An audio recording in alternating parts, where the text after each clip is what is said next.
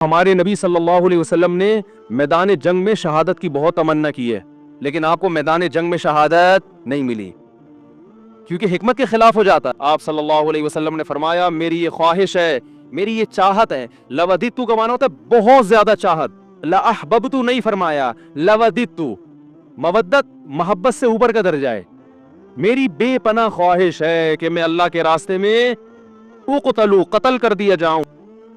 کتنی تمنا نبی صلی اللہ علیہ وسلم کی، ظاہر ہے آپ خود دیکھو، جو اللہ کے لیے جان دے رہا ہو اور وہ ربی غیرت والا ہو تو وہ چھوڑ دے گا ایسے ہی؟ جان دینے سے بڑھ کر دنیا میں کوئی قربانی نہیں ہے۔ آپ صلی اللہ علیہ وسلم کو میدان جنگ میں شہادت نہیں ملی، آپ کی موت شہادت سے ہی ہوئی ہے، اس لیے کہ وہ یہودی نے زہر پلایا تھا تو اس کے آثار تھے کہ آخر وقت میں آپ پر بخار آیا، لیکن جو میدان جنگ کی شہادت ہوتی ہے نا، جس کی نبی تمنا کر رہے ہیں، وہ والی شہادت نہیں ملی۔ کیوں؟ حکمت تھی کہ اگر آپ کی میدان جنگ میں شہادت ہوتی تو غیر مسلم کافر یہ کہتے کہ آپ اپنے مشن کو مکمل کیے بغیر دنیا سے چلے گئے، تو آپ آخری نبی ہیں، آخری نبی جب تک اپنے مشن کو مکمل نہیں کر لیں گے اس وقت اب آپ پر موت واقع نہیں ہو سکتی، اور یہ طبعی موت میں ہو سکتا ہے، کیونکہ جب طبعی طور پر انسان کی موت واقع ہوتی ہے اس کو وصیت کا موقع ملتا ہے، اسے سب جو ہے نا سارے کام کرنے کا، سمیٹنے کا موقع ملتا ہے۔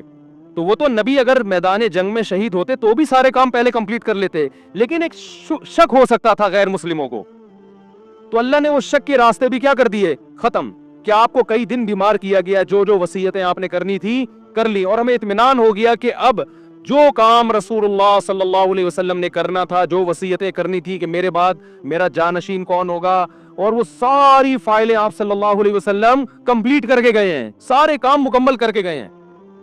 نماز میں آخری دنوں میں جب آپ بیمار ہوئے تو آپ نے حکم دیا کہ ابو بکر کو کہو وہ نماز پڑھائیں، اس میں اشارہ تھا کہ میرے بعد جانشین کون ہے۔ دیکھو سفر میں آپ صلی اللہ علیہ وسلم قضائے حاجت کے لیے گئے، جماعت کا وقت ہو گیا تو دوسرے صحابی نے نماز پڑھا دی، ایسا ہوا ہے؟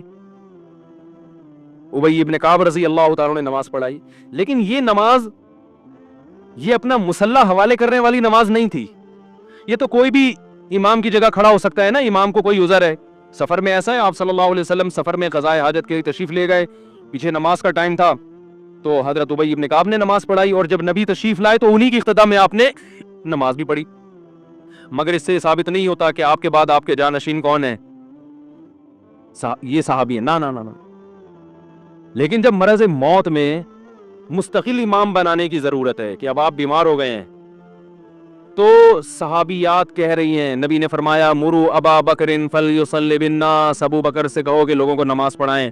صحابیات نے کہا، امی عائشہ نے کہا یا رسول اللہ میرے والد ابو بکر کمزور دل کے نرم دل کے ہیں، وہ آپ کے مصلی پہ آپ کو غیر موجود دیکھ کر برداشت نہیں، عمر سے کہہ دے وہ پڑھا دے، وہ کیا ہے مضبوط، وہ پڑھا دیں گے۔ ایسے موقع پہ آپ صلی اللہ علیہ وسلم یہ کہہ سکتے تھے کہ بھئی سفر میں کسی نے بھی پڑھا دی تو اس میں بحث کرنے کی کیا ضرورت ہے، میری طبیعت خراب ہے کوئی بھی آ جائے، ہے بھئی کسی کو بھی کہو نماز پڑھا دے، نا نا نا نا نا، آپ کو پتا تھا آج جس کو مصلی پہ کھڑا کر دیا تو قیامت تک کے لیے اسٹیمپ لگ جائے گی کہ نبی کا جانشین کون ہے، بولو بھائی یہ ہیں۔ تو آپ صلی اللہ علیہ وسلم فرمایا نا ابو بکر سے کہو۔ پھر امی عائشہ نے فرمایا، حالانکہ امی عائشہ کو تو خوش ہونا چاہیے نا، ان کے تو والد ہیں، لیکن وہ دیکھ رہی ہے کہ رقیق القلب ہیں، اور اللہ کے نبی ابو بکر کے علاوہ کسی اور کو قبول، بولو بھائی نا۔ تو یہ اتنا جو موقع ملا، آپ نے فرمایا پھر سب ازواج کو ڈانٹ لگائی آپ صلی اللہ علیہ وسلم نے کہ تم ایسے ہی مجھ سے جھگڑا کر رہی ہو جیسے یوسف علیہ السلام کے دربار میں جو عورتیں جھگڑ رہی تھیں، تو پھر آرڈر دیا کہ نہ ابو بکر کے علاوہ کوئی بھی نہیں۔ تو اگر آپ میدان جنگ میں شہید ہو جاتے اچانک تو یہ ساری حکمتیں کیا ہو جاتی؟ فوت ہو جاتی۔ تو اللہ نے نہیں شہید ہونے دیا۔ تو موسیٰ علیہ السلام تھے کیا؟ جلالی، حدیث میں آتا ہے ان کے پاس فرشتہ آیا انسانی شکل میں، موسیٰ علیہ السلام نے پوچھا کیسے آنا ہوا، کون ہو بھائی؟ انہوں نے کہا موت کا فرشتہ ہوں، آپ کی جان لینے کے لیے آیا ہوں، آپ کی جان لینے کے لیے۔ حضرت موسیٰ نے ایک زور سے لگایا تماچا، حدیث میں آتا ہے آنکھ نکل کے گر گئی ان کی۔ پھر اللہ میاں کے پاس گئے، اللہ اپنے کس بندے کے پاس تو نے مجھے بھیج دیا۔ اب سوال یہ پیدا ہوتا ہے کہ حضرت موسیٰ نے تھپڑ کیوں مارا ہو؟ اب اس کی تو ظاہر ہے پیغمبر کوئی غلط کام تو کرتے نہیں ہے، تو بہت ساری میرے ذہن میں یہ آتا ہے کہ ان کو یہ فرشتے کا اسٹائل پسند نہیں آیا بھائی، شاید یہی وجہ ہو سکتی ہے کہ ایسے ایکسکیوز کر رہے ہو آگے جیسے کوئی ہدیہ دینے کے لیے آئے ہو۔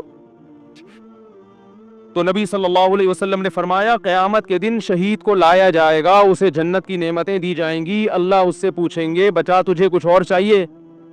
وہ کہے گا اللہ تو نے ساری نعمتیں مجھے دے دی، جنت میں حوریں مل گئیں، شہد کی نہریں مل گئیں، دودھ کی نہریں مل گئیں، اور کیا چاہیے؟ الم تبیض وجوہنا، تو نے ہمارے چہروں کو کیا کر دیا؟ سفید۔ اللہ کہے گا پھر بھی؟ تو کہے گا ایک تمنا ہے اگر تو دے سکتا ہے، یعنی دے سکتا کا مطلب تیرے قانون کا حصہ ہے کہ تو وہ دے گا لوگوں کو۔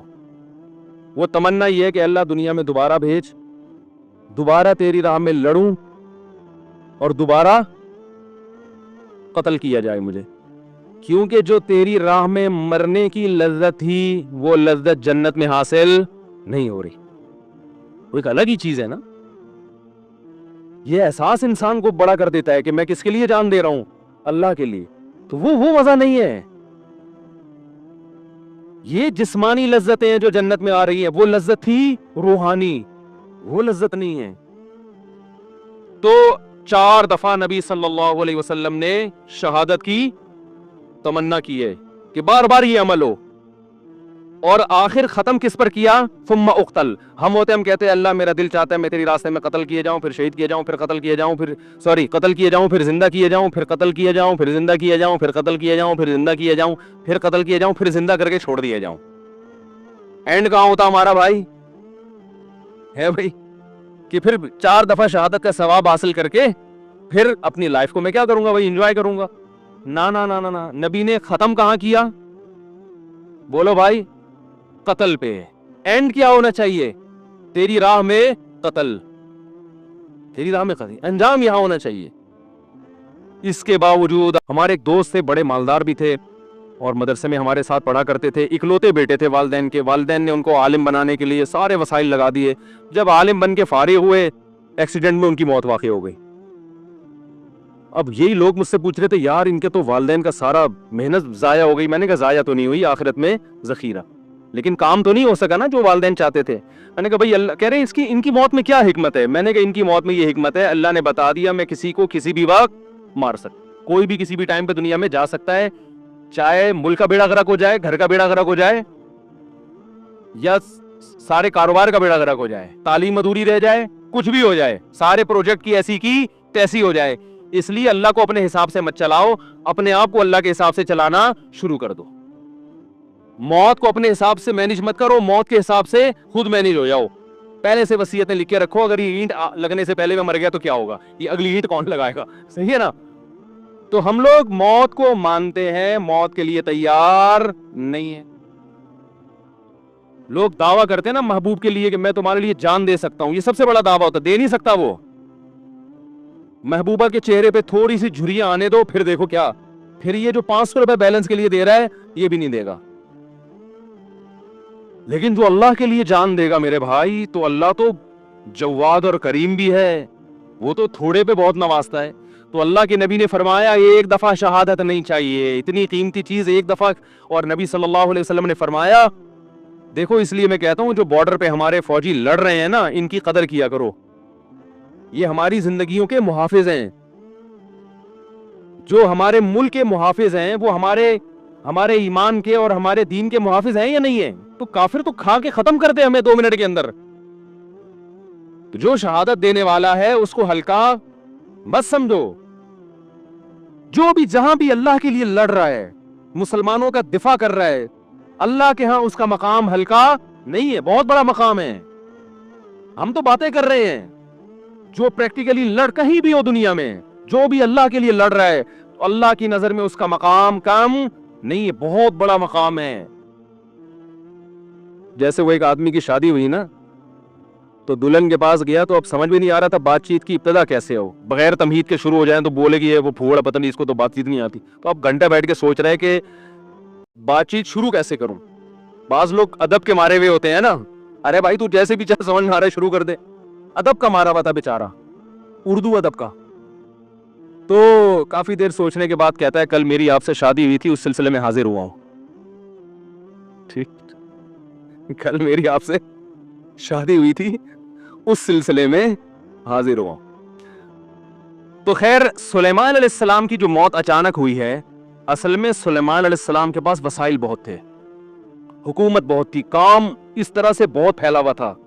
तो उनको इस तरह से अचानक मौत देके अल्लाह ने बता दिया कि तुम इस खुशफहमी में ना रहो कि तुम्हारी बच्चियों की अभी शादी नहीं हुई है तो पहले इनकी शादियां हो जाएंगी, बच्चे अपने पांव पे खड़े हो जाएंगे, अभी तो तुमने कमेटी डाली है वो निकलेगी, फिर तुम कमर्शियल प्लॉट खरीदोगे, हैं भाई। और अभी तो यूं है, अभी तो मैं बहुत सेहतमंद हूं, मैंने अपनी रिपोर्टें सारे टेस्ट करवाए, एकदम ओके की रिपोर्ट है, डॉक्टर ने कहा तू 50 साल से पहले मरने वाला नहीं है, और बिल्कुल फिट फाट, और ना कोई डिप्रेशन, और बिल्कुल, और अभी मेरा जिंदा रहना बहुत जरूरी है, क्योंकि मैं मर गया तो कंपनी का क्या होगा, बच्चियों का क्या होगा, बीवी का क्या होगा, और मेरे वालिदैन का क्या होगा। तो अल्लाह ने बताया तुम किस खेत की मूली हो भाई, इतने बड़े पैगंबर और इतने वसाइल के तुम उन वसाइल का तस्वुर नहीं कर सकते। मैंने जब इरादा किया तो उनसे मशवरा नहीं लिया, बैठे बैठे मौत दे दिए, सारे काम अधूरे, सारे प्रोजेक्ट, वो जो ईंट जहां रह गई थी ना आखिरी जिन, वो छोड़ के भी भागा है। तो तुम्हारे प्रोजेक्ट की क्या हैसियत है, तुम किस खेत की मूली हो भाई। तो जिसको जितनी दुनिया भी दे दूं सेकंड भी नहीं लगेगा छीनने में। तो ज्यादा फंडर बनने की कोशिश, अपनी जो सेहत की रिपोर्टें हैं ना, कोलेस्ट्रॉल लेवल बिल्कुल सेट है भाई, हर सब कुछ ठीक है, इसके बावजूद बैठे बैठे मार दूंगा। वो हमारे यहाँ बिहारियों में मशहूर है कि जब मौत आती है ना, ऊंट पे बैठे हुए आदमी को कुत्ता काट लेता है, जो ना कटे यारी से कहते हैं ना, वो कटे बिहारी से। तो इन बातों की वजह से तो कहते हैं लोग, वैसे बहुत अच्छे लोग होते हैं, कोई नाराज ना हो जाओ भाई, लेकिन बातें बहरहाल बहुत टाइट करते हैं। जो ना कटे यारी से कहते हैं वो कटे। तो ऊंट पे बैठे हुए आदमी को क्या काट लेता है। हमारे बिहारी दोस्त थे, अभी भी हैं, थे क्या, बयान भी सुनते होंगे इंशाल्लाह। तो वो ही कहते थे मुफ्ती साहब जब शामत आती है तो ऊंट पे बैठे हुए आदमी को, मैंने कहा यार बातें तुम्हारी बड़ी टाइट हैं यार, ऊंट पे बैठे हुए आदमी को क्या काट लेता है, कुत्ता। तो हम और आप किस खेत की मूली हैं भाई।